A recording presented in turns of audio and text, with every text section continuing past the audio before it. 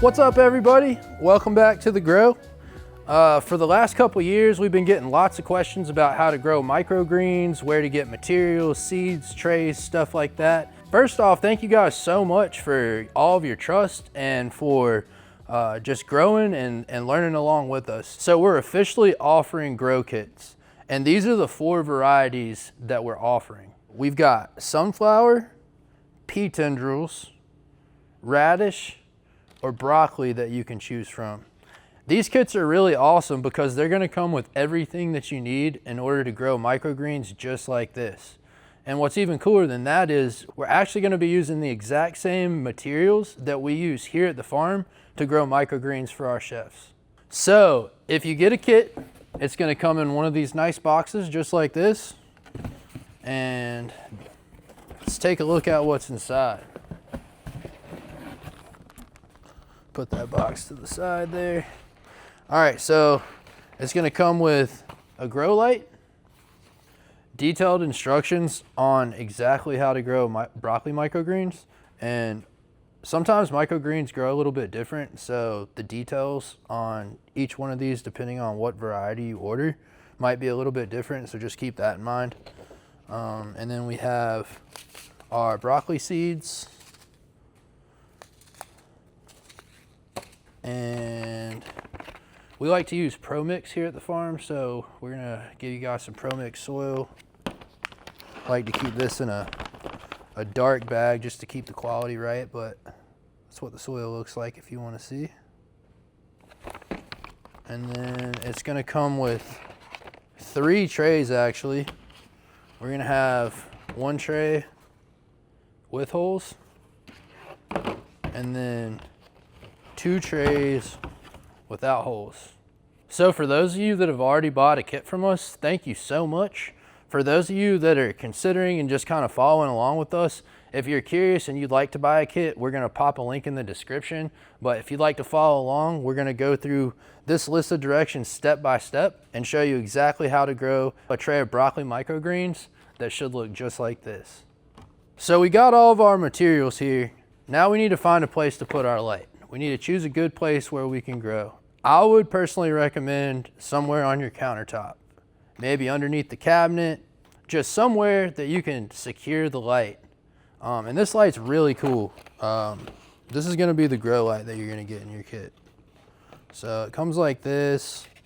It comes with a timer. It's got a timer built into it. It's got different dimming or lighting settings to make the light get brighter, which is really cool. And it's just a simple, easy setup. So like wherever you decide to mount your lights, they come with multiple ways to mount. So they come with screws that you could, drill them into whatever. They come with magnet strips, or they come with sticky tape that you can just put a strip on the sticky tape and just stick them right up underneath your cabinet or wherever you're gonna secure your lights. But basically the way that I like to do it is you can either put them parallel like this, or you can put them together. Our tray is gonna look like this. And what I mean by putting them parallel is you can put them side by side like this, or you can take the lights the long way and create one long beam of light. So just a couple things to consider whenever you're installing your light. Here at The Grow, our lights are installed the long way. This is 2 pieces. Our lights are just one long actual unit, but you can replicate that with these 2. So just a couple things to consider whenever you're hooking your lights up. But once your lights are secure, you are ready to start preparing your trays so that you can grow your microgreens. All right, so let's take a look at our instructions here. So number 1, it says prepare the soil on the tray. So first off, what we're gonna do is we're gonna get our trays right. So I said we have 3 trays here. And basically what we're gonna do is we're gonna take our tray with holes and put it inside our tray without holes. Our tray with holes is gonna house the soil and the seeds, and then our base tray right here is gonna hold the water. And so we're gonna get this set like this, and then back to step 1 here. It says open your bag of soil and pour it all the way into the tray with holes. Evenly distribute the soil across the entire tray. So we're gonna take our tray here, opened our bag of soil, and we're just gonna pour it all in there nicely. And what we're gonna do is you'll notice some of the soil is gonna be a little bit chunky. And so what we're gonna do is if there are any chunks, we're just gonna break it down nice.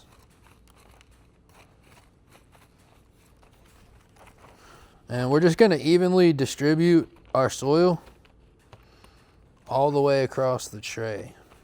Like I said, if there's any chunks, you wanna make sure that you break them down really nicely so that all the soil is dispersed completely even across the tray. Number 2, it says stack the bottom tray. So we've already done that. Well, that's what we were talking about a second ago, where we took our tray and we stacked it into our tray without holes. And so we're set there. Number 3 says spread the seeds. So we're gonna take our bag of seeds here and we're gonna open them up. And whenever us microgreen growers spread seeds, sometimes we like to use like a cup or, you know, a quart container or something like that, where we put our seeds into it, and it helps us to kind of spray. It helps us to kind of spread the seeds evenly as we shake them out. I've seen some people use salt shakers, all types of cool things, but so we're gonna kind of do that with the bag here. We're just gonna start in one corner here and just kind of shake the seeds. And we're gonna do that and completely cover our tray here with our seeds. And as we're laying out our seeds, we want to make sure that none of them are really like laying and piling up. Like, we don't want huge piles of seeds, because it creates issues with growing, rot issues, things like that. We don't want overcrowding. And also, as we're laying broccoli seeds in particular, we want to keep an eye on the spacing in between the seeds, and we want to kind of imagine what it would look like when the seeds grow. If they're all on top of each other, the tops are going to become underdeveloped. You're going to have lots of trouble with airflow going through the stems, and that's going to create mold issues, rot issues, and that's just something that we want to stay away from. So I'll go pretty sparse just to make sure I'm able to cover the entire tray. And then once I see that I've got a nice cover on the tray, I'll come back in here with the rest of the seeds and go right back over it. And we've calculated these seeds to where it's the exact amount that you need to have nice seed distribution. And bam. So let's take a look at step 4. It says water thoroughly. Using a hose on the shower setting or a kitchen sink sprayer, water the entire tray from above until all the soil and seeds are completely soaked. This is really important. Like I said, we're only going to do this one time. It's going to give us enough to be able to make these things germinate. So we're going to soak them really well. Avoid using a direct hose stream. It will scatter the seeds. So what we like to use here at the farm is we've got a nice head, handle, whatever you want to call it, that's adjustable. And we like to use the shower setting because it's going to give a nice even spurt that's not too powerful, that won't knock all the seeds and soil everywhere. So we're going to take our hose and go ahead and soak the tray. Now keep in mind, you don't need to go out to the store and buy one of these fancy handles if you just have a hose. Typically, if your sink works at the house, you can use the sink sprayer and it'll do the exact same thing. Like I said, we just want to avoid using the mainstream from the hose at all costs. So whenever we water the tray, we want to make sure that it's soaked really well, but we don't want to be able to look at the tray and see this much water. Like, we don't want water clearly up above the soil. Like we're trying to soak it, we're not trying to drench it, if that makes sense. So this is what the soil should look like. It's been soaked really well. The seeds are nice and wet. We can tell that the soil is nice and wet. And you might notice right here in the corner that there's a little bit of dry soil, but through the capillary effect, the water's gonna find its way and distribute nicely so that it gets the rest of this corner nice and wet the way we need it. And now it's ready to go into the germination phase. Germination takes 1 to 5 days. So what we're gonna do is we're gonna take our remaining tray right here, and it says, flip the tray over and put it on the top. And this is gonna put our tray into germination. And this top tray is gonna create a humid environment and also a blackout setting that's gonna aid in our germination. So this is gonna help our seeds to open up and then start to reach and start to look for the light. So once it's in this phase, we just wanna leave it like this, leave it in the dark. You can kind of put it off to the side wherever you're growing. And once a day for the next 1 to 5 days, we want to just come over here and just kind of peep at the tray, take the top off, look at it. And after about the 3rd day, you'll start to notice little sprouts starting to pop out of the seeds. And we want to give it a nice day or two for the sprouts to completely pop out of the seeds and start to show themselves and start to begin to reach for the light. All right, so this is an example of what to look for. So like on about day 3 or 4, whenever you go to take the top off, you're gonna notice that all the seeds have completely sprouted and they've actually started to like grow out and start to reach and look for the light. And this is the perfect phase. This is how you know the germination phase is complete and it's time to pop them under the light. So once we put them under the light, we want to go ahead and water, because remember, it's been quite a few days since we watered the first time. And before, we were watering from the top. You know, we wanted to get our seeds and our soil really damp. And we want to do the same thing, except for we're going to do it a little bit different. So you might be wondering why we had some trays with holes and some trays without holes. And to explain that, the trays without holes act as basically a watering tray. It houses the water, and these holes allow for the water to be absorbed up through the bottom of the tray and into the soil without getting any of the edible portion of the green wet. Because, you know, whenever we get our microgreens wet from the top, then it's about an impossible battle to win of fighting off rot spots, wet spots that lead to mold, things like that. So we want to make sure that from now on, every time we water, we're going to water from the bottom. And we're going to do that by basically lifting up the top tray and taking our spraying device and just spraying the water. And these things don't take much water at all. We literally just need to fill the water just up to these ridges. If you look here in the tray, you can see these ridges. And we just need enough water to go just to the top of those. So this looks really good. And that's all we do right there. So whenever we started, we only watered that one time. But now we want to start watering once every morning. And we want to water once every morning for another 5 to 7 days or so, depending on how long you want to let them grow. After about another 5 days from this phase, water them once a day, leave them under the light. That's all you have to do. And in about 5 more days, they'll be at a size where they're completely fine to enjoy. It's all about how much yield you want to get off the tray and, you know, what size you want to grow them to. I will say that some things like sunflowers and some varieties, you know, the longer you let them grow, the flavor kind of does alter a bit. So keep that in mind, but it's all personal preference.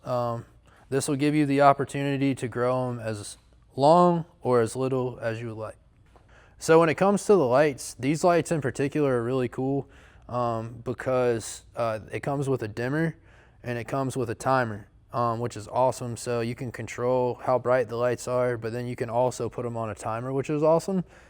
You can let them run. You can let the lights stay on 24/7 if you want to. We found that our microgreens only require about 12 hours of light, so we'll leave the lights on for 12 hours and then we turn them off for 12 hours. We have timers on our walls, but these actually have timers built into them, and it just makes things super easy. So yeah, 12 hours is what we recommend, but you can leave them on as long as you want. All right, guys, so if you made it this far, this is what your microgreens should look like. Super nice, crisp stems. Not seeing any type of discoloration in the tops of the greens. These look delicious and ready to eat. So now it's time to harvest. We like to use these clamshell containers. If you guys don't have a clamshell container, I'd recommend using a Tupperware or something like that. You can even harvest them and put them into a sandwich bag if you want to. But for the purpose of this video, we're going to be using this clamshell. And you can also choose between scissors or a kitchen knife. We prefer to use kitchen knife here at the farm just because we cut so many trays. We're trying to avoid this repetitive motion, trying to avoid carpal tunnel. You know, we want to be able to do this for a long time. So we're going to take our chef's knife here and open up our container, and we're just going to take our hands and kind of take our fingers, and we're going to kind of just cradle the greens lightly. And I'm going to kind of just pull this corner up here so I can get down into the stem. And we're going to take our knife. We want to make sure our knife is nice and sharp, and we want to get down here to the base where the soil line is here. It says in the directions, cut just above the soil line. So this is our soil line.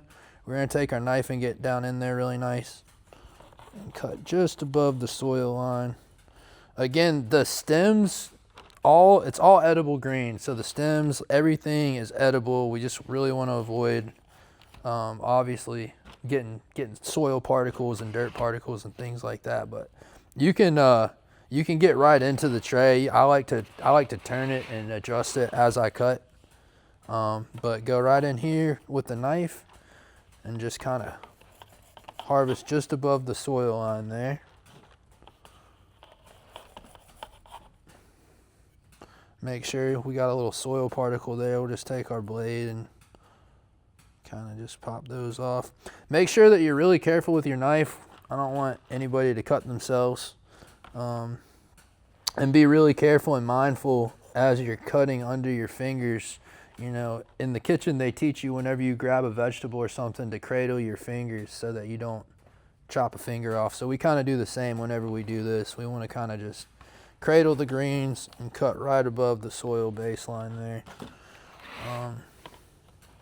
But yeah, there's nothing like some fresh microgreens. They just go so nice on everything. Having the ability to grow them at your house, you know, a lot of people ask all the time, what soil do you use? Where do you get your seeds from? They ask all types of questions, and that's generally why we created this kit. We want to make sure that everybody has all the materials, everything exactly like we use to grow these microgreens for our chefs. We want to cut out the headache for you and just make it really easy and show you exactly how to do it. So we have our container here, and I like to take a paper towel. I should have done this at the beginning, but the pro tip here says take a paper towel, tear it in half, and typically I like to put a paper towel on the bottom before I start cutting the greens and putting them in here, but I didn't do that this time. But what we're going to do is we are going to take the top right here before we close our container, and we're going to put it right on top of the greens and then close our container and press our button to seal it. But what our paper towel does is it creates a nice barrier between the condensation that will build up from the refrigerator, from the container being inside the refrigerator, and it creates a barrier in between this plastic piece from the condensation getting down to the greens. And you know, the paper towel, I've always done this with my microgreens. It'll take your microgreens sometimes from a couple days to a couple weeks, just improving the longevity. So you don't have to use a paper towel, but we prefer to use a paper towel because with microgreens, you know, like I mentioned in the watering phase, you know, one of the main reasons that we water from the bottom is to keep the edible portion of the microgreens dry throughout the entire grow cycle. And the reason is because whenever we go to package the greens, if they're wet and they go into a container like this and then go into the refrigerator, they'll break down within a couple days. So we want to keep the edible portion, we want to keep all the green, the edible green, dry throughout the entire grow phase, so that whenever we put these into the container, they stay nice and dry. Now, whenever we put the container into the refrigerator, we're inevitably going to have condensation that starts to build up on the outside of the container. So having the paper towel there creates a nice barrier to keep any of the water and moisture from coming into contact with our microgreens, so that we get the longest possible shelf life. So one question that I get after we harvest the trays is, will the microgreens grow back? And to answer that question, the short answer is no. They will grow back, but there's going to be a lot of mold and rot issues, and ultimately it's not really going to be worth your time. So what we want to do is we want to get rid of this mat. We're out here on the farm. We've got chickens and pigs, and they love microgreens. So we'll toss this to them. However, you can throw yours in the compost pile or in the trash. And then what we want to do is wash these trays really well with Dawn soap. Make sure they're really clean. And then what I would recommend is getting more soil and more seeds and getting these trays back under the light as soon as possible. And if y'all are interested in any of the materials that we have offered in this kit, we'll be glad to continue to ship them to you, so that you have plenty of soil, seeds, lights, trays, whatever you need to continue growing. Guys, thank you so much for watching. Again, if you've bought one of our kits, thank you so much. We really appreciate it. And if you haven't, the link is in the description. Thank y'all so much for watching, and we'll see you on the next one.